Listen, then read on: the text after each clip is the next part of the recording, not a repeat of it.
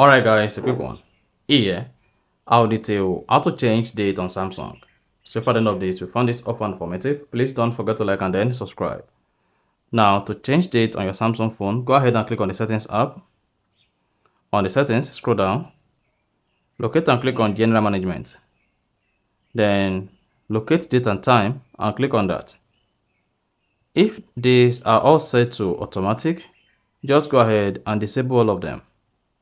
Then locate date, click on it, and then change the date to your preferred day. So then select the drop menu to change it from the top.